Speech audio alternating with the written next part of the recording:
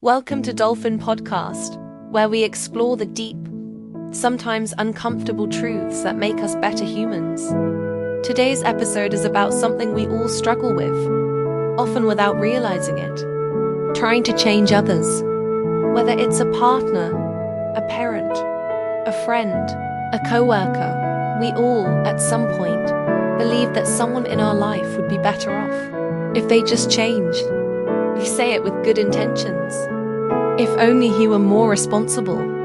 If she didn't get so emotional. If my friend just worked harder. If my child just listened.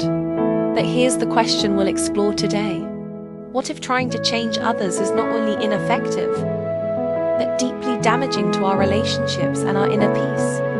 Let's begin with the root of this impulse, where the need to change others comes from. We usually try to change others because something about their behavior bothers us. Maybe we think their actions are self-destructive, or maybe it just makes us uncomfortable. Let's be honest, it's not always about them. Often, it's about how their behavior makes us feel. It triggers fear, anger, discomfort, shame, insecurity. Trying to change others becomes a form of emotional self-protection. We think, if they change, I won't have to feel this anymore. But that's a trap. We outsource our emotional well-being to someone else's behavior. This leads to frustration, resentment, and eventually, disconnection. The myth of helping. Let's clear something up. Wanting the best for someone is not a bad thing. But wanting the best for someone doesn't mean trying to control their journey. Sometimes what we call help is actually manipulation in disguise. We try to fix. We pressure. We lecture. We give advice they never asked for. We create guilt or emotional tension to steer them in the direction we want. This doesn't inspire growth. It creates resistance. Why? Because no one wants to be changed. We all want to be seen, respected, and accepted. True help starts with humility. The understanding that other people's lives are not ours to fix. The mirror effect. Here's a deeper truth. What we most want to change in others often reflects what we haven't yet faced in ourselves. Do you get upset at people who are disorganized? Maybe there's a part of you that fears chaos or loss of control. Do you try to motivate lazy friends? Maybe you're deeply afraid of failure and project your productivity values onto others. Do you feel the need to fix someone's toxic relationship? Maybe you haven't fully addressed your own wounds from the past. The moment we stop blaming others and start looking inward, transformation begins. We shift from judgment to self-awareness, from control to compassion. What happens when we let go of control? Letting go doesn't mean we stop caring. It means we release the illusion that we are responsible for someone else's transformation. It means we trust their timeline and trust that they are on their own sacred path, even if it looks messy or confusing from the outside. Ironically, the less we try to change someone, the more room they have to grow. You become a space of non-judgment, of acceptance, and in that space, people feel safe to explore, evolve, and even come to you when they're ready. You become a light, not a leash. How to love without wanting to fix. This is one of the most powerful spiritual practices. Love someone without needing them to be different. This doesn't mean tolerating abuse or harmful behavior. It doesn't mean staying silent in the face of injustice. But it does mean learning the difference between boundaries and control. Let's say someone in your life has a self-destructive habit. Instead of saying, "You need to stop doing this," try saying, "I care about you deeply, and I'm here if you ever want support. I can't walk this road for you, but I'll be by your side." This communicates love without pressure. It gives others dignity. It gives you peace. Boundaries versus ultimatums. Another key idea. Boundaries are about you. Ultimatums are about them.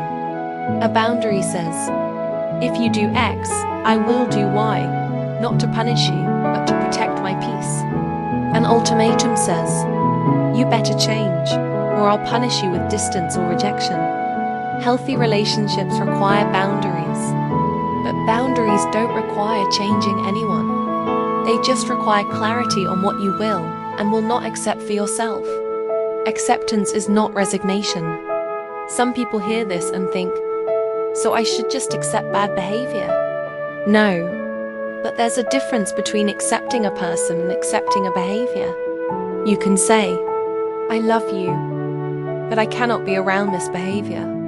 I accept who you are right now, but I need space because this dynamic isn't healthy for me. This is strength, not surrender. This is love rooted in self-respect. Real change is an invitation, not a demon. True, lasting change comes from internal motivation, not external pressure. An internal motivation is fueled by inspiration, self-reflection, feeling safe and seen, feeling trusted. Your job isn't to fix, it's to live your truth, to embody what you believe, to be an example of peace, growth, and alignment. That's how you influence without controlling. That's how you become a lighthouse, not a lifeguard. Letting go of the savior complex. Sometimes the desire to change others is rooted in the ego, even if it's disguised as love. We want to be the hero. We want to be the one who saves them. We want them to say, if it wasn't for you, I wouldn't be here. But this is codependency, not compassion. True love doesn't say, let me save you. It says, I believe in your ability to save yourself, and I'll walk beside you if you want. Let people have their own victories, their own lessons, their own mistakes. That's how they grow. The gift of acceptance. When you stop trying to change others, something powerful happens. You begin to see them more clearly. You appreciate their unique path. You stop wasting energy on fixing and start investing energy in presence. You breathe deeper. You forgive faster. You live lighter. This doesn't just transform your relationships. It transforms you. Final reflection. Ask yourself, who am I trying to change right now? Why does their behavior trigger me? What would happen if I stopped trying to fix them and started focusing on my own inner growth? Let go. Not because you're giving up on them, but because you're choosing peace. Not because you no longer care, but because you finally understand what love really is. Love doesn't demand. It accepts. Love doesn't force. It invites. Love doesn't rescue. It empowers. Let that be your guide. Thank you for joining me on this journey. If today's episode resonated with you, take a moment to breathe, to reflect, maybe even to call someone you've been trying to change, and simply tell them, I love you just as you are. And if you want more deep conversations like this, subscribe, share this podcast, and join me again next time as we continue exploring the path of inner freedom and mindful living. Until then, be kind to yourself and to others, even when they don't change.